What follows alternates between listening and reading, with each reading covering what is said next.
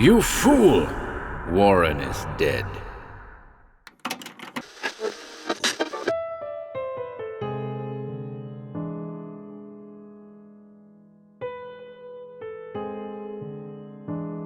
Welcome to HorrorBabble. We're thrilled to return today with a recording of The Recurring Doom by the leading authority on all things Lovecraft, the Indian-American author and critic, S.T. Joshi. The story first surfaced in the magazine Lovecraftian Ramblings in 1980, and tells of an unspeakable threat to mankind, narrowly avoided. If you're unfamiliar with Mr. Joshi and his wealth of work, be sure to visit the video description below for a link to his website. You'll also find a link to Joshi's 2019 anthology, The Recurring Doom, Tales of Mystery and Horror. Artwork by the great Vishnu Prasad. And, without further ado,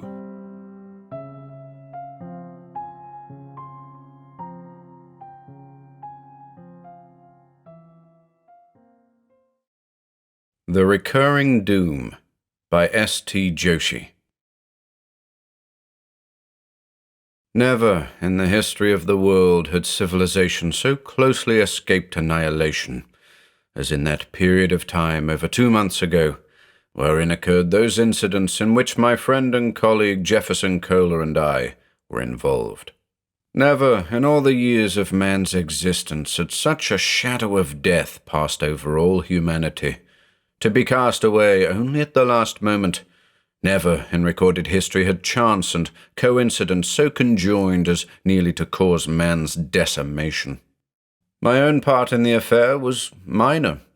I was but a feeble and inconsequential acolyte to Kohler, who, by piecing together the scattered notes and fragments he had accumulated, detected and foiled the efforts of those things who ever encroach upon us from outside and from within, and averted, for now, a monstrous and recurring doom which shall hang over men as long as men are.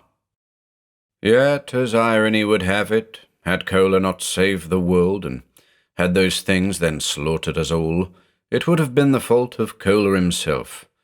It was his initial actions which set in motion the eon-forgotten plots of those things who once ruled the earth but were then expelled, and who, in cosmic revenge, wish the devastation of the world.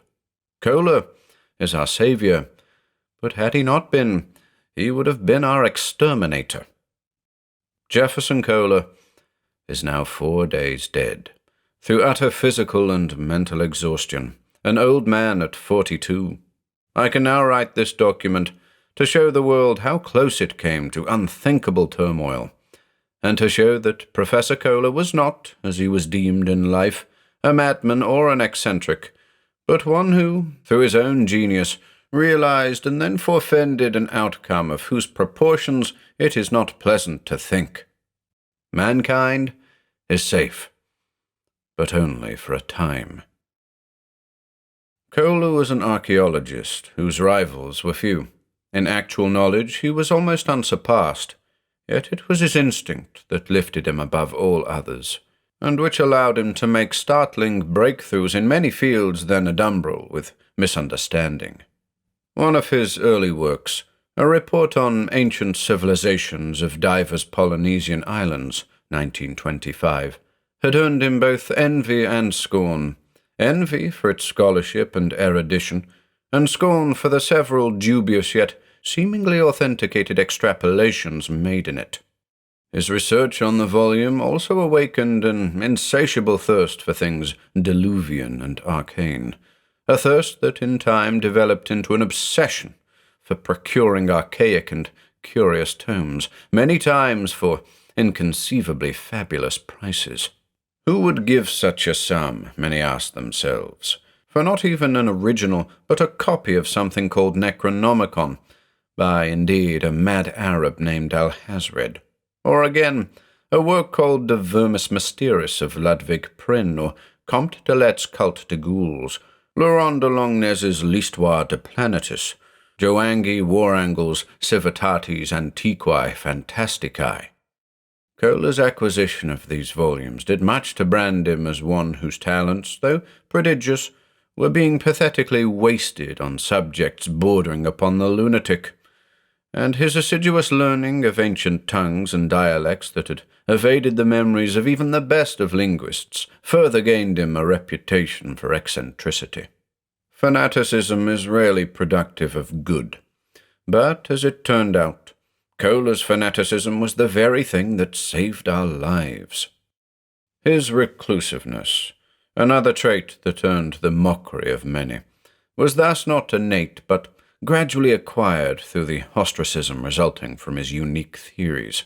While he was oftentimes the butt of transparent ridicule by other archaeologists, he himself did not refrain from scorning those of his profession for what he called their contemptible and pompous blindness of things they can't explain or understand. Of particular note was the epistolary argument between Kohler and Sir Charles Burton concerning the origin and use of those curious statues on Easter Island, published in the British Archaeological Digest. This constant bickering between him and his associates served only to sever more and more their respect for one another, so that in time each cast the gravest doubts as to the other's competency and ability. I, a lifelong friend of Kohler's, eventually became the only archaeologist with whom he would consult, for the simple reason that I did not disdain the views he expressed. I listened to him not simply to humour him, but because I knew that we had yet to gain all the answers to the world and the universe. Yet above all, Kohler was secretive. Through what seemed an inherent lack of faith in humanity, Kohler refused to reveal to anyone his thoughts, his involvements, his actions. It might have been that he, through past experience, feared ridicule. Yet this cannot totally explain why, in his most recent affair, he declined to tell even me of what he was doing or what was to come. He kept almost everything to himself, intermittently throwing out to me vague hints and remarks that could leave me only with my mind's eye peering confusedly into his fog of ominous implications and portents. Kohler did not explain everything to me until the very end. Only then did I know how close we had come to death. Only then did I understand Kohler's previously inexplicable maneuvers. The events began for me in the tumultuous summer of 1940, when Britain was facing the immense threat of German invasion by land, sea, and air. Kohler had just returned from an expedition to Arabia, and had asked me to stop in at his manor in Severnford, because he wished to show me a little curiosity which I dug up in the Arabian desert. As I was myself not involved in anything of overwhelming exigency, I came immediately, inviting me in. He then left to fetch his prize. He returned moments later. It would be both trite and untrue to say that the thing was then at all significant of terror. It was anomalous only in that it was unfathomable. What it seemed to be was a roughly rectangular glass or crystal box of a dull, viridescent colour. The one peculiarity was that the figure had no seam or opening in it, so that if it were indeed a box, then it was a box whose manner of use had yet to be discovered. That it was merely an object of decoration seemed improbable, for it was, by our standards, hardly attractive in any way. Seeing all of this, I looked up to Kohler, mutely expressing my apprehension. "I'm as confused as you are," he said, "not only as to its function, but as to its constituents. It does superficially resemble fluorite, and if it were not so dull, one might think it pure dioptase, but my chemical tests prove that it is neither. It certainly is some sort of crystal, yet it is a crystal which seems to have few or no earthly elements." "My dear fellow," I cried, "you must show it to the Archaeological Institute." I was referring to the Royal Archaeological Institute of Great Britain and Ireland. "What a find!" "No, Collins, no," he replied ruefully.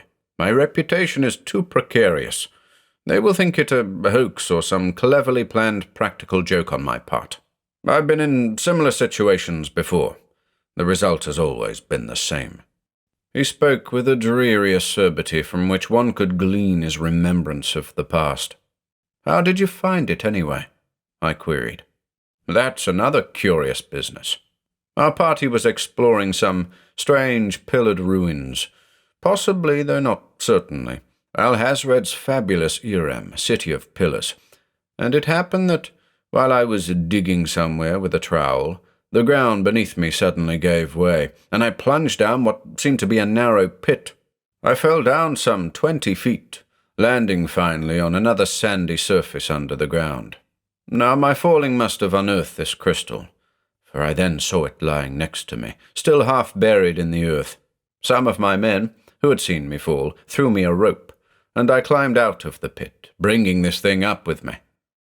It was, as he said, curious, but not totally out of the ordinary. When I asked him what he planned to do with the object, he replied, "I don't know, Collins, I don't know. At present there is nothing I can do, save somehow to find out its constituents and its purpose." "One moment, Kohler," I suddenly burst out. I had only then remembered some of my own readings in the arcane, which, although not approaching Kohler's level, were not inconsiderable. Might this not be Blake's shining trapezahedron? "I thought of that too, Collins, but I've now dismissed the idea. Remember what Blake says about the shining trapezahedron. It is a many-faceted crystal or glowing stone inside an open box of yellowish metal. Now, in addition to the fact that our discovery has no opening, what we have here is simply a crystal box itself, or perhaps a solid block of crystal. Whatever it is not the shining trapezahedron." Kohler was staring at the thing as if hypnotized, and my gaze too became fixed on it. Its apparent functionlessness was what made it peculiar, not any inherent quality of the crystal itself. I am tempted to write that it even then gave off a miasma of otherworldly manufacture, and I cannot definitely adduce whether this view is actual, or merely born of imperfect memory and subsequent explication. The thing was strange, but really nothing more. Terror would come a little later. Research and publishing of an historical archaeological report on Roman ruins in Wales kept me almost constantly busy for an entire week after my visit with Kohler. Indeed, it was exactly a week later that Kohler called me again, saying that there had been a new development concerning his discovery. I had only concluded my work that morning, and was glad that Kohler's summons had come at such an opportune time. Again, I must refrain from adding that any feeling of dread was then overcoming me, for the enigma of the crystal was as yet minute, and in the course of my own activities I had all but forgotten it. It would be the most ludicrous of platitudes to say that the importance and significance that I gave it was far short of the mark. The new development of which Kohler had spoken was not as radical as I had supposed. Its shape and colour were still the same, and the only change was that there could be detected in the centre of the green object a small glowing, as if some sort of phosphorescent ball had been placed within it. That this had resulted of its own accord was obvious, what with the seamlessness of the thing, and because we knew not what the purpose of the box itself was, we could hardly have any notion as to the function of this odd glowing. I asked Kohler when the glowing had begun, and he replied, "I first detected it this morning, though it could well have started any time last night. But it is not that which bothers me. It is what we are to make of it." I could not but agree. "What does it mean, man?" he said, more to himself than to me. "What does it mean? I cannot even begin to hypothesize on it. So outre and senseless does it seem. I can't help feeling, however, that there is more here than meets the eye. The answer," he continued, "may well be in one of my books. I've begun looking myself. There's nothing in print, but I still have dozens of volumes to go through." There could be nothing clearer than that Kohler wanted help in his task. Being free of my own activities, I proffered my services, and he assented with an eagerness that told of his relief at not having to ask me himself. In his experience-gained self-sufficiency, he had grown loath both to ask favors and to do them. My suggestion that we begin at once was quickly adopted, and we two retired to his library, where his priceless collection of tomes lay. Kohler had already been some 2/3 of the way through von Janst's Unausprechlichen Kulten when I called, and, taking up that book again, advised me to look through any of the other volumes I wished. I had never completely read Alhazred's Necronomicon, and considered that now would be as good a time as any to do so.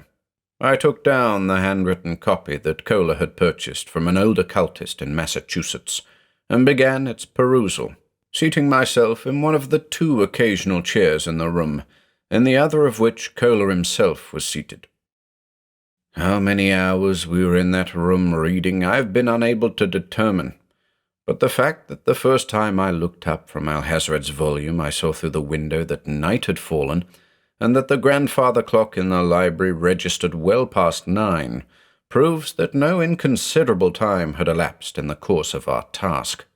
Kohler's despair at discovering not even the vaguest reference to his find in von Janst was matched by my own discouragement at the apparent uselessness of the Necronomicon.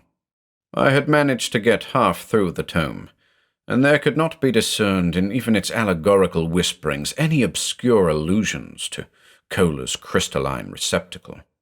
Alhazred's mentioning of a box that was a window to space and time could be nothing other than an allusion to the shining trapezahedron, coinciding as it did exactly with the descriptions in both the Blake manuscript and in Prins de Vermis Mysteris. That being the case, it could be of no use to us, although Alhazred's later noting something called Nyarlathotep's weapon could have meant anything from those druid stones in Avebury to that mysterious round tower in Billington Woods near Arkham, Massachusetts. Kohler, late in the afternoon, had finished the von Janst, and had begun Warangel's Civitatis Antiquae Fantasticae, though even that Indian philosopher's work seemed to be as ignorant of the green crystal as Prins and Alhazred's had been, so that our disheartenment at finding no clues soon turned to a dread that not a single volume in Kohler's library would bring any facts to light. Our exhaustion was as great as our frustration, and Kohler, gentleman to the last, told me, at close on 9:30, to stop our work and partake of a late supper. No suggestion could have been more apt. The next day proved to be more productive, though in ways which we could not yet understand. The morning found me again in Kohler's library, recommencing my examination of the Alhazred volume, while Kohler himself continued to tackle the Warangel tome. Some time afterwards, perhaps an hour before noon, I, resting my eyes from the crabbed and blurred writing, looked at that morning's paper, which was lying haphazardly on the floor next to me. In it was an article that, though small and of apparent inconsequence, proved later to be vastly significant. The article was this: Occultists hold clandestine meeting. Bristol, 2nd of July, 1940. A band of some 24 occult worshippers, ranging in age from 18 to over 70, were seen performing some dark ritual on the top of Sentinel Hill outside Bristol yesterday night, where there are located some primitive druid megaliths. No sacrifices seemed to have been made, but the leader of the flock, an old man of about 60, who seemed to serve the function of a priest, was heard intoning weird chants that the congregation echoed. The whole incident seemed to be of little importance, for the ritual or ceremony lasted scarcely half an hour. This was the first of such meetings in over 6 months, and officials are fearing a recurrence of the disappearance of various young children, which occurred the last time the gathering met, in late December 1939. It cannot be said that when I first read the article I paid any great attention to it. In the quest for ascertaining the origin and function of Kohl's crystal, I was hardly about to give much notice to some absurd litany performed by a handful of degenerate, semi-crazed individuals. I remember remarking to myself that the Bristol Herald must truly be desperate for news, if it were lowered to including such trite and ludicrous affairs in its pages. My subsequent finishing of the Necronomicon 2 hours later coincided almost exactly with Kohl's completion of the huge War Angle volume. The result, of course, was as before. Although both the Necronomicon and Civitatis Antiquae Fantasticae contained detailed accounts of Irem, the City of Pillars, there was nothing in either volume that we could relate to the excavated crystal. Our minds were already weary with reading, and Kohl's suggestion that we take some lunch was heartily accepted by me. The phone call came immediately after we had finished. Kohl was informed by the operator, when picking up the instrument, that he was receiving a call from Wolverhampton Airport from a man who was a resident, of all places, of Arkham, Massachusetts. Wilmoth, who had probably forgotten Kohl's very name, surely could have nothing to do with us, and the reputation for eccentricity and, it must be admitted, rank enmity of his colleagues that was Kohl's further created a mystery as to the identity of our transatlantic caller. The enigma was solved, however, immediately upon the utterance of the American's first words. "Meredith," Kohl jovially exclaimed in reply, "it's been nearly 15 years since I've heard your voice. Why in the world are you in Tewkesbury? To see me? For what reason?" "I understand. As a matter of fact, I am, but it has been so discouraging that I'd be glad to give it up and tackle something fresh. We will be there shortly. Good day." Upon Kohl's hanging up the phone, he related to me the gist of the conversation. It seemed that Joseph Meredith, now head of the archaeology department at Miskatonic, and one of Kohl's few remaining friends, had come here to give Kohl an ancient and curious hieroglyphic tract that a Miskatonic expedition to Egypt had recently discovered. Meredith's staff, unable to decipher the evidently millennia-old fragment, had decided to put the thing in Kohl's hands, knowing that he was one of the world's foremost authorities on elder tongues. The archaeologist had just arrived here at Wolverhampton Airport in Tewkesbury, and had asked that Kohl come and fetch him and bring him back here so that work might be begun on the text, to which request Kohl had agreed.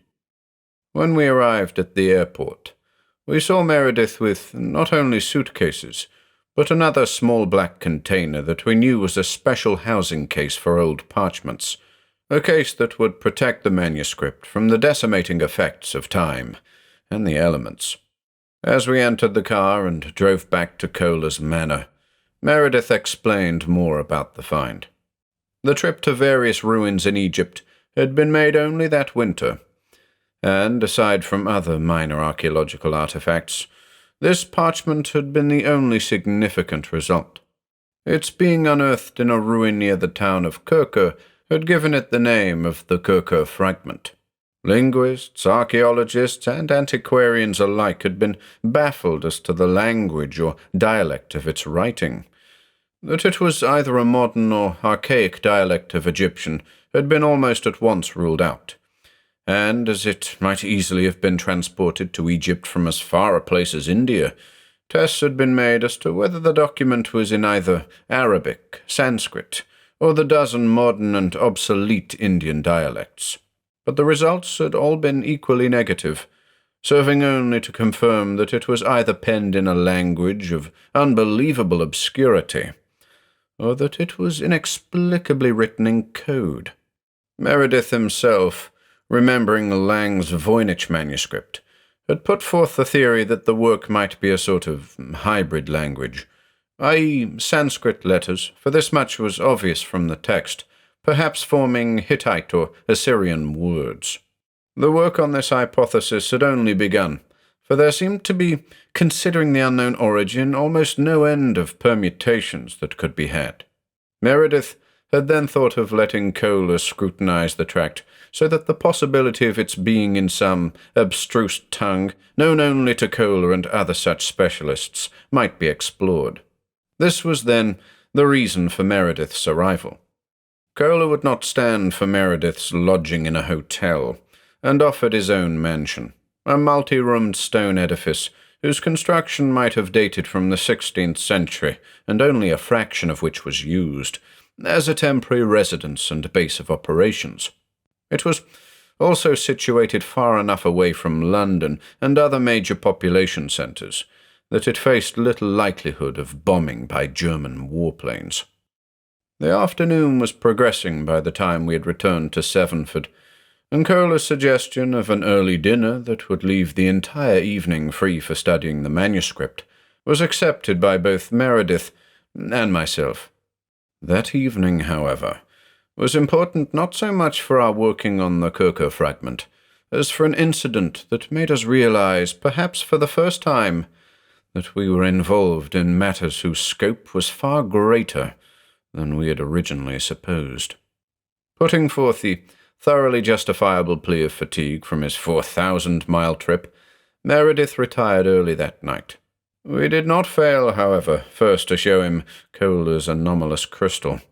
Indeed, it was Meredith himself who had requested to see it, having heard of the find from one of Kohler's party, a Miskatonic graduate student named Craig Phillips. Kohler told his colleague all the facts about its discovery, its sudden commencing to glow, and our own inefficacious efforts at trying to enucleate its origin and use. Kohler, too, explained that the glowing had definitely grown larger since the morning, the phosphorescent ball inside now approaching a diameter of 2.5 inches. Meredith, not unnaturally involved in his own arcanum, seemed to pay Kohler only enough attention as might just be within the bounds of courtesy, and then tried to steer Kohler's mind back to the new mystery he had dropped in his lap.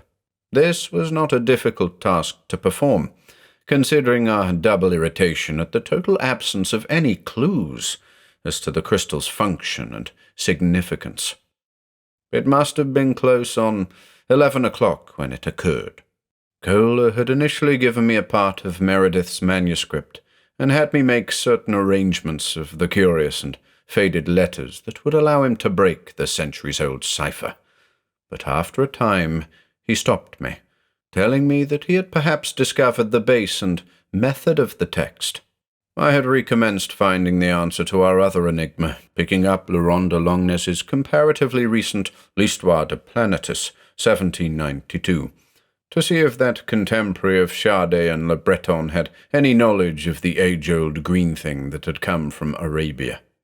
De Longnes's French was filled with irritating punctuational and literary archaisms that made reading none too easy, so that after a time I found myself bent almost double over the book, perpetually squinting my eyes and following with my head each individual line. Several hours of this had hypnotized me to the book, so much that I all but forgot the presence of Kohler at the desk across the room.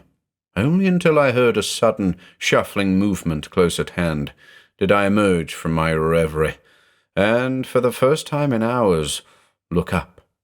What I saw was another man in the room, not Meredith, nor Kohler, but one whose slovenly attire and facial vacuity told that his origin could be nothing else but that squalid decadence called Lower Brister.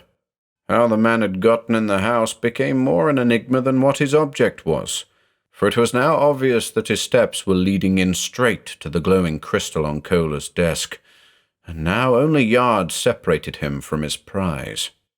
Kohler, incredibly, was so entranced in his studies that he still had no inkling that this intruder was here at all, and only looked up, mutely baffled and disturbed, when I flung myself bodily at the man, half wrestling him to the ground.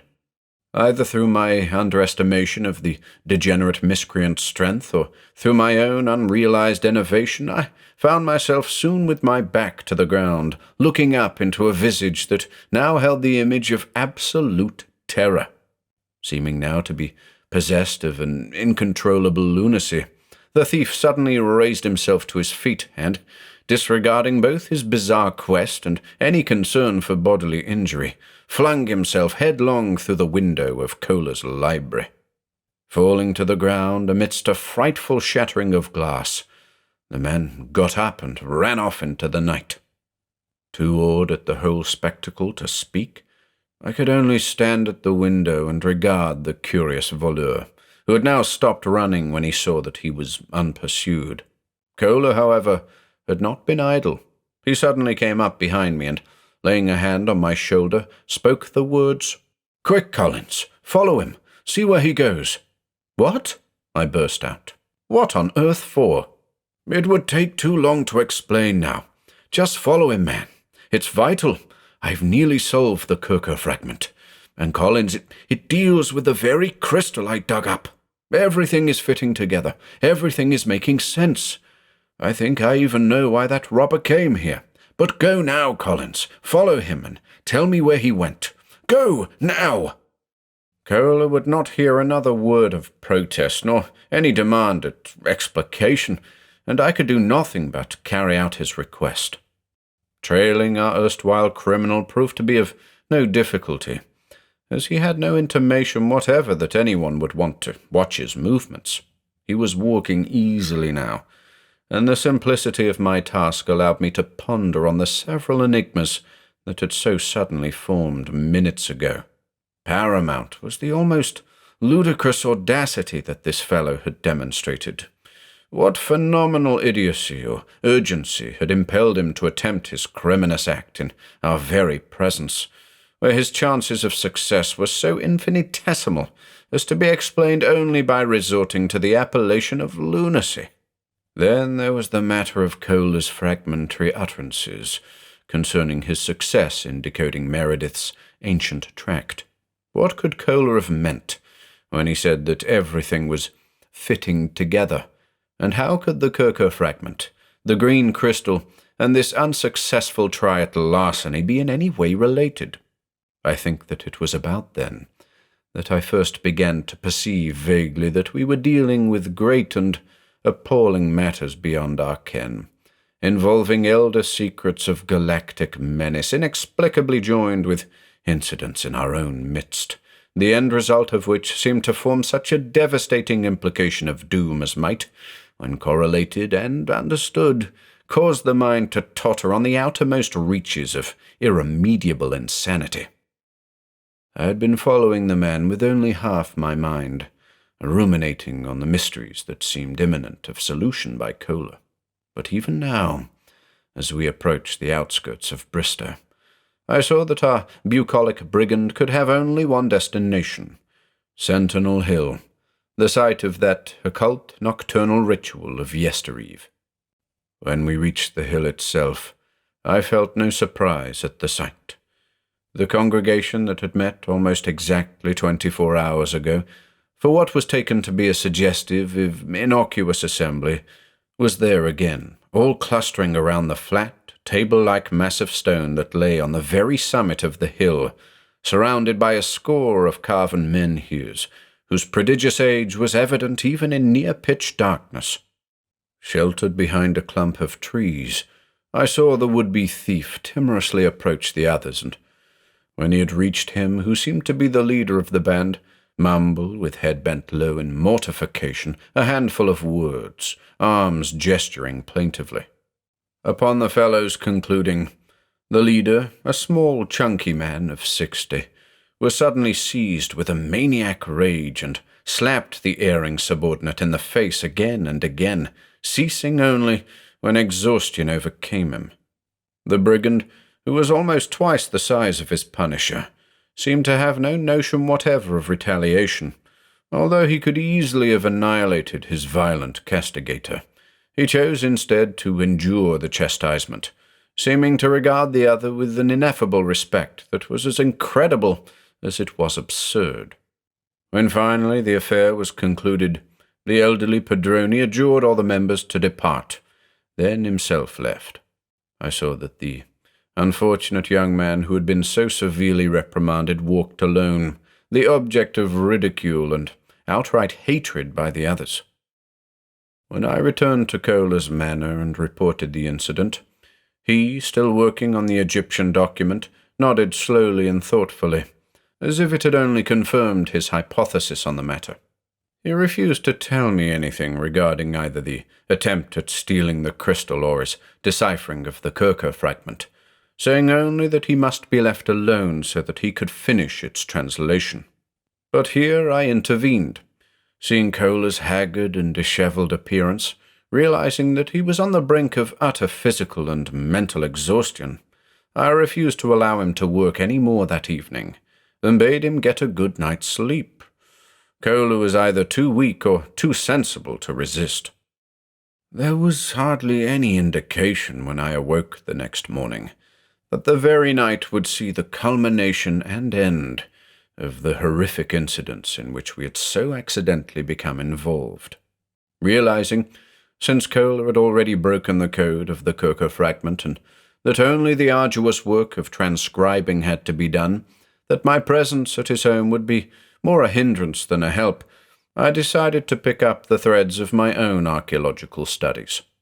Leafing through my small report, I found that it contained a number of unsubstantiated statements that could only be rectified by referring to contemporary manuscripts, and in the late morning I journeyed down to Oxford and looked through the Bodleian Library collection of ancient documents to find the necessary sources. When I concluded this work, it was mid-afternoon, and, since my time was my own, I decided not to return home, but to reacquaint myself with an Oxford that I had not seen for well nigh a dozen years. My particular architectural predilections tend toward the high Gothic, and few places could satisfy my desires better than Oxford. I must have spent hours in examining the buildings and in roaming the countryside, and I think I can be forgiven for so letting my fancy overcome me, though I often shudder at the thought that I came back to Severnford in what proved to be the very nick of time. At about 7, I dined in a restaurant in Oxford, and finally coming to the conclusion that I had wasted enough time in frivolity, made the return trip, reaching home at close on 8:30. Exhausted by my ramblings, I must have dropped off almost immediately afterwards, awaking some 45 minutes later.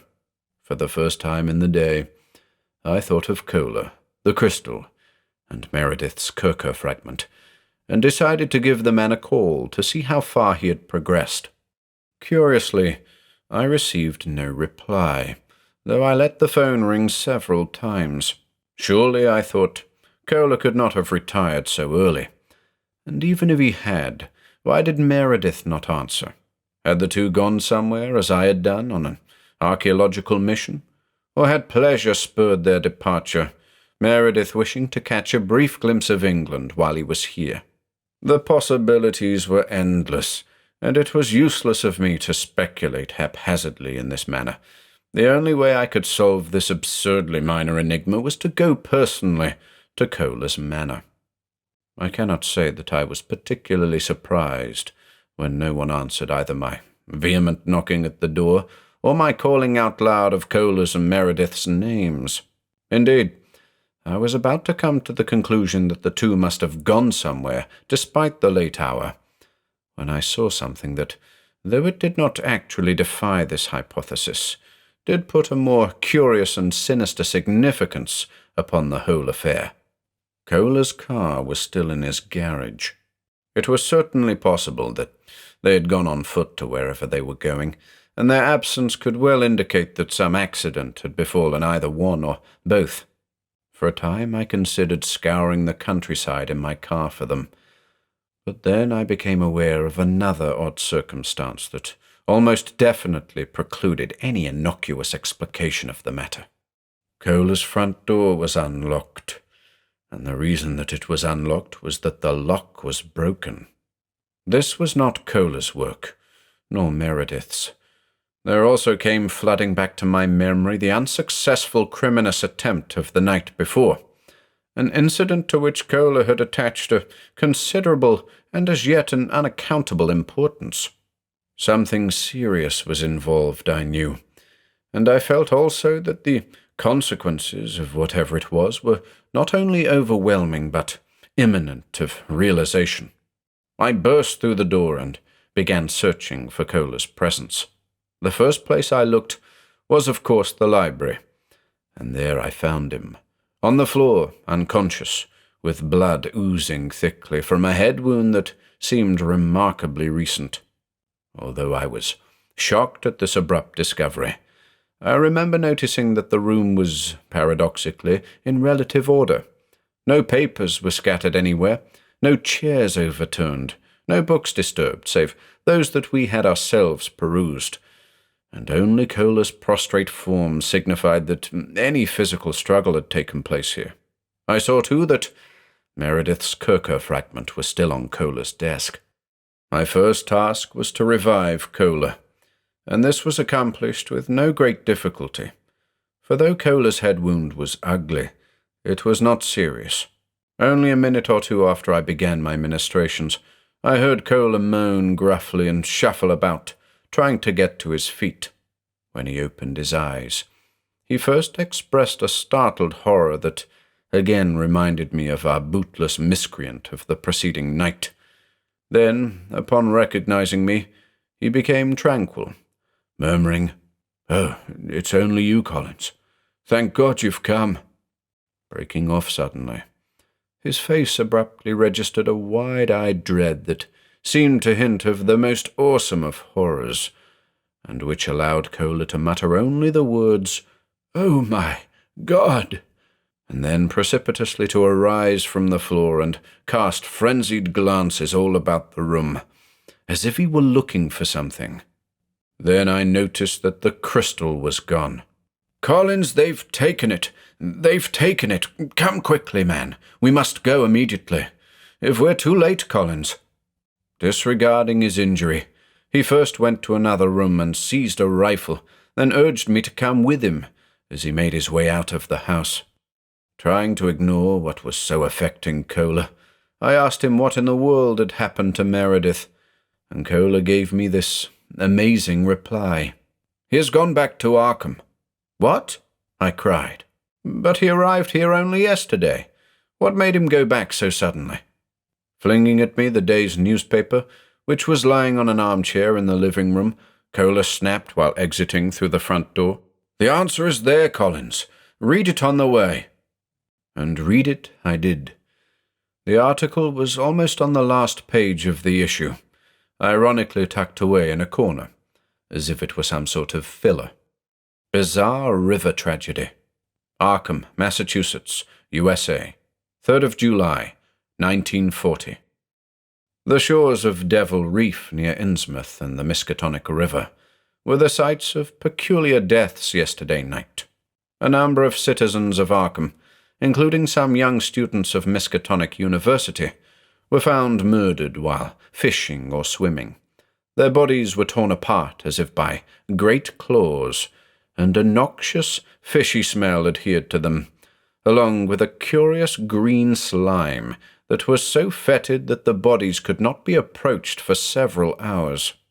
Whether a human agency was involved could not be determined, but officials and various old inhabitants of Arkham and Dunwich have expressed the belief that this event is somehow tied with the hushed-up government intervention at Innsmouth in the winter of 1927-28, and to the terrible Holocaust at Dunwich that took place some months afterwards.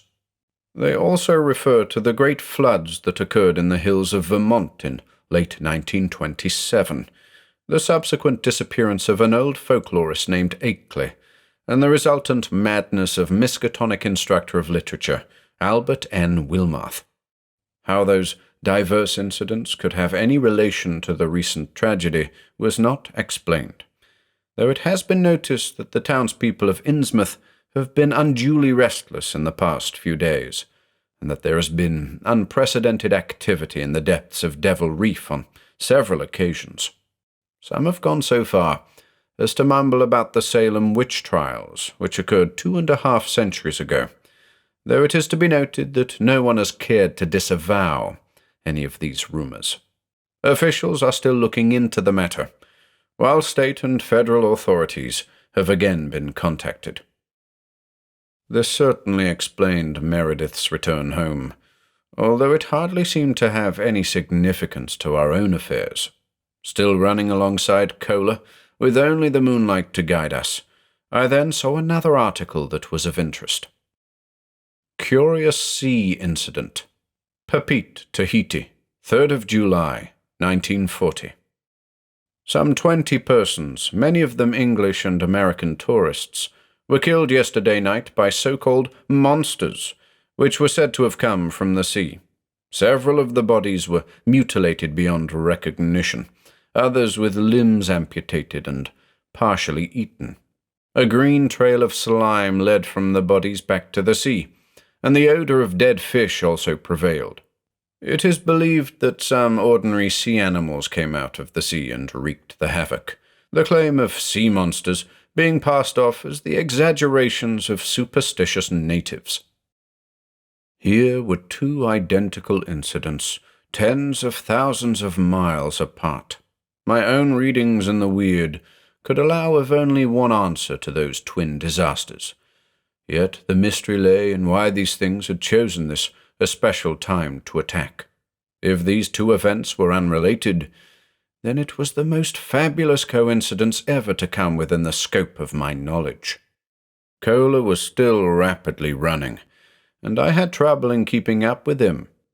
We had now reached the outskirts of Bristow, but long before this I knew that our eventual destination must be Sentinel Hill. The incredible determination of Kola was what most impressed me. Although I knew something of great consequence was involved, I could hardly envision that it was so great as to impel the man into this maniac haste with, further, the deadly rifle at his side. Could the possession of a mere block of crystal, anomalous and supermundane though it may have been, be of such earth-shaking importance?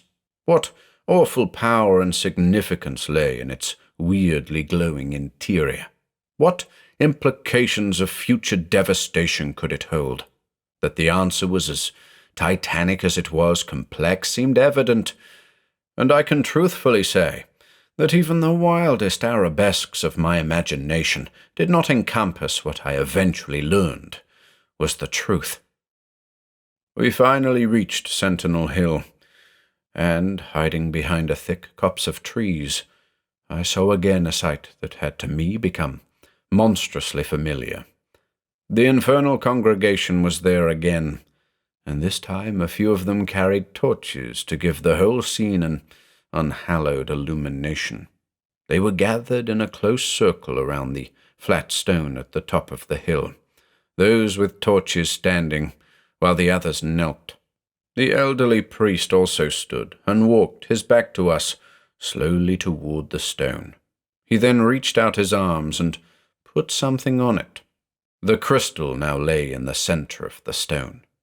We could see, even from where we were, that the glowing had only grown in size, seeming to be close to twice as large as when I had seen it last. There now fell over all a great and deathly silence. Yet in the air there was such a tension and apprehension as might make one think that nature were holding her breath in the expectation of some ineffably towering cataclysm. The priest now raised both his hands to the sky in a supplicating gesture. Just as he was about to speak, Kola fired his rifle. The priest fell dead to the ground without uttering.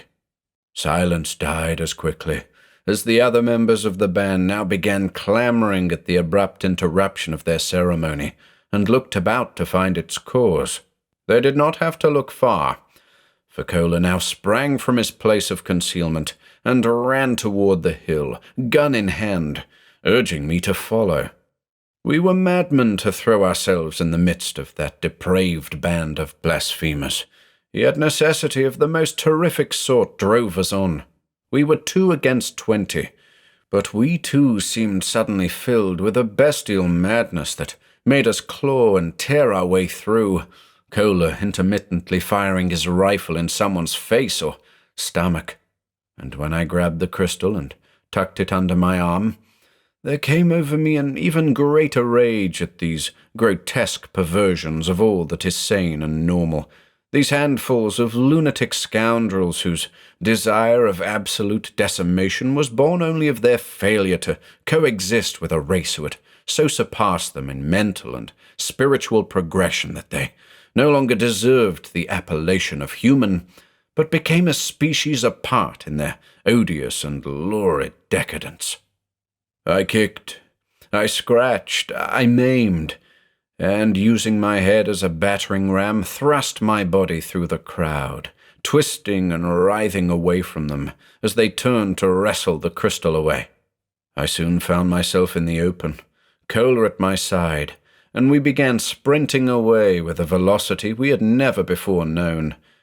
And when we turned around to measure the extent of our escape from pursuit, we saw the score of fanatics now a considerable distance behind us, but still giving chase, leaping and tripping over one another, foaming at the mouth in multiple apexes of fury, arms outstretched as if itching not only to win back their otherworldly prize, but to rend us apart for having so foiled the consummation of their ritual.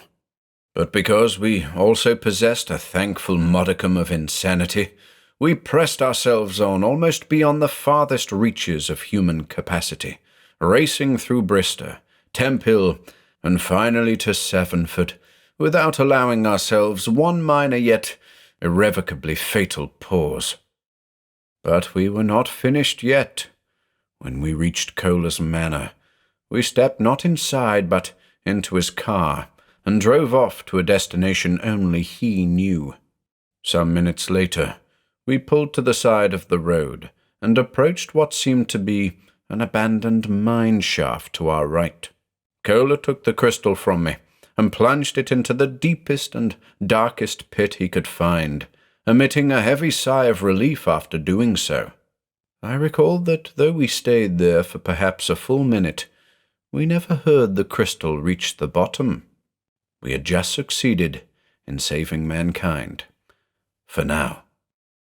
I had to wait until the next morning to learn the answer.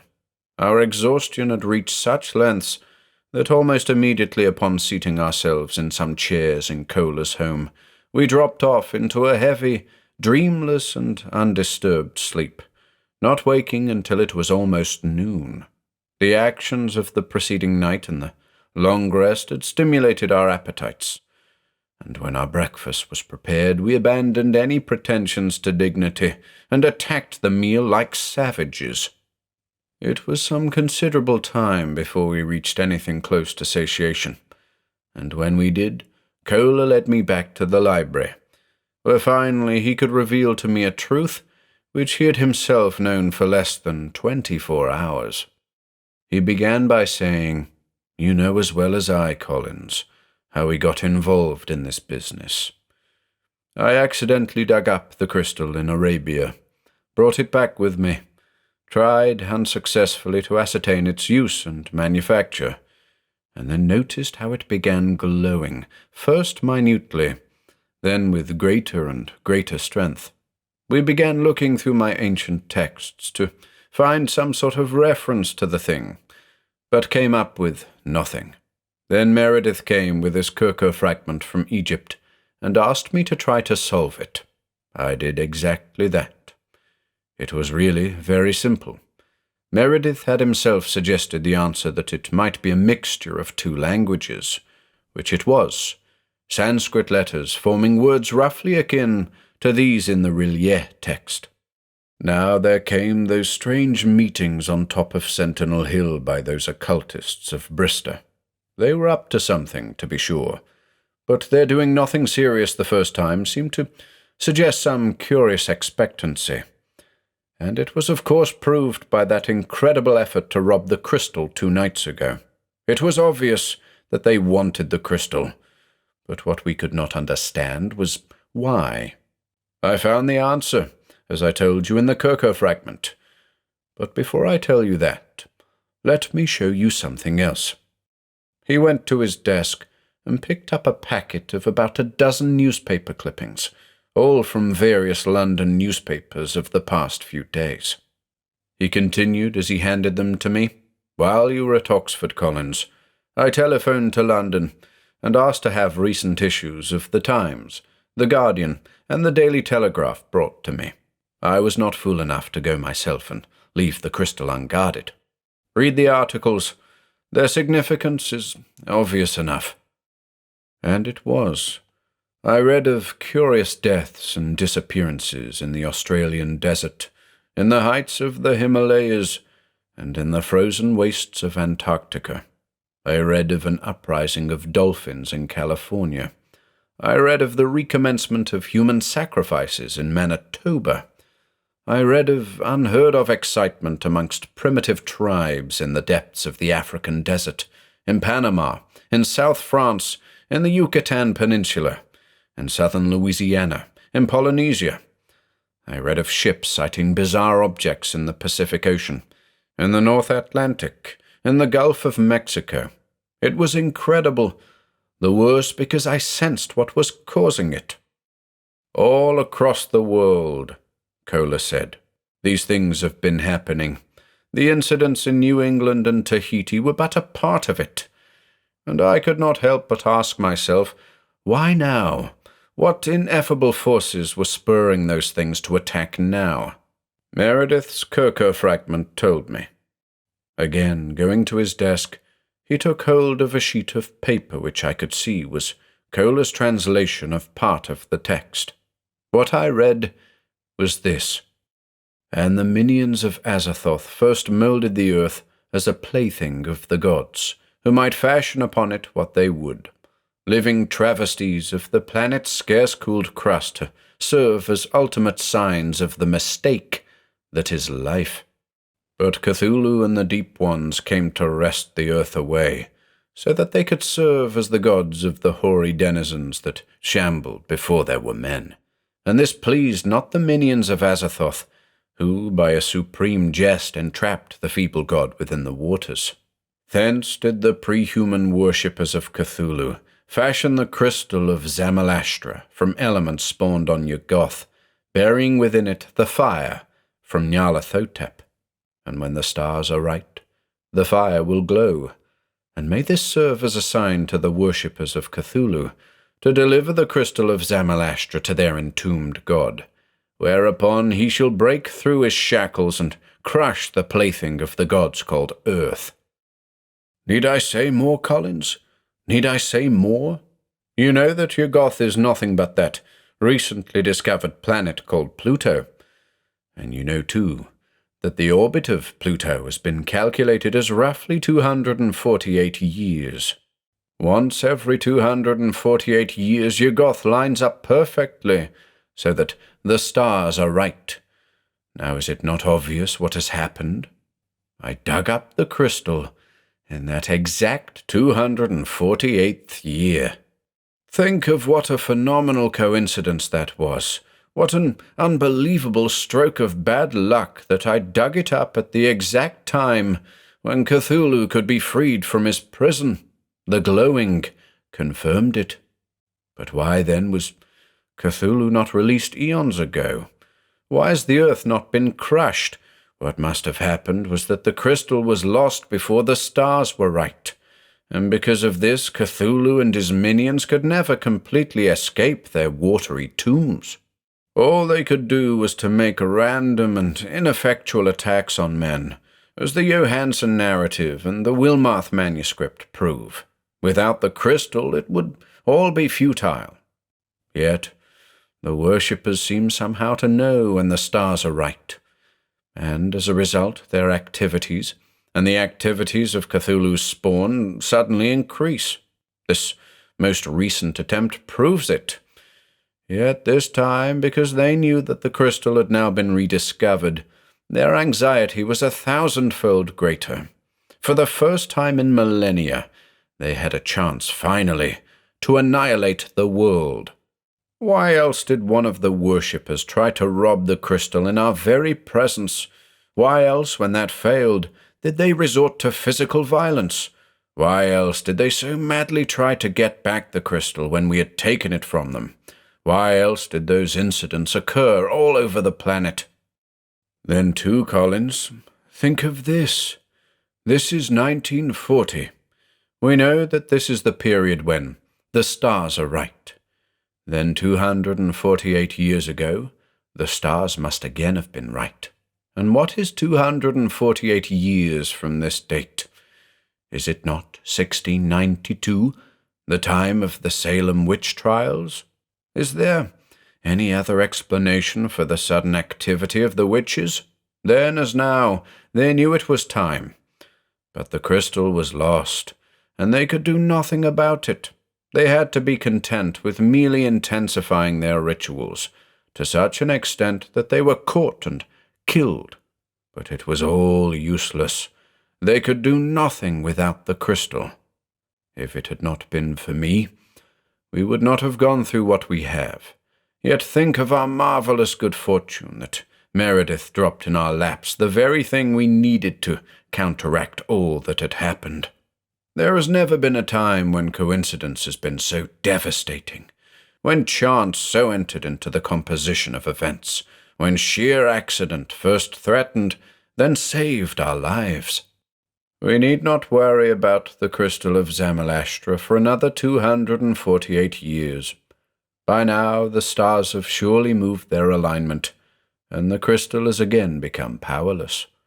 We shall both be dead before the proper time next comes.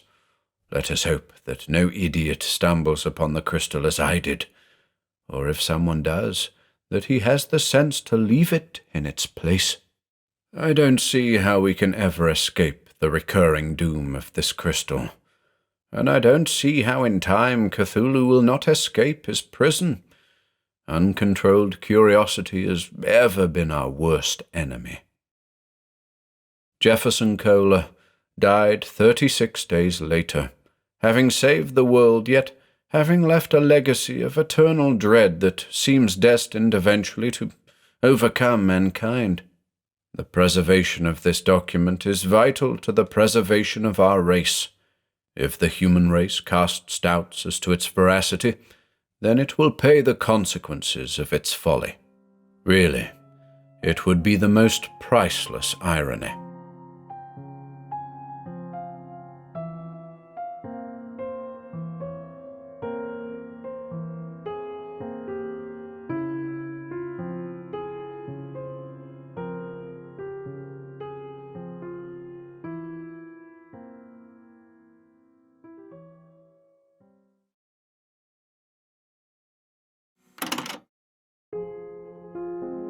If you enjoyed listening today, be sure to subscribe to the channel by hitting the red subscribe button below. After doing so, click the bell icon next to the subscribe button to receive new content notifications. If you'd like to support our work and receive exclusive perks, consider becoming a channel member by clicking the join button below. To support us in other ways, see the video description for links to our Bandcamp and Patreon pages, our merch store over at Teespring, and further information relating to our releases on Audible, iTunes, and Spotify. And until next time,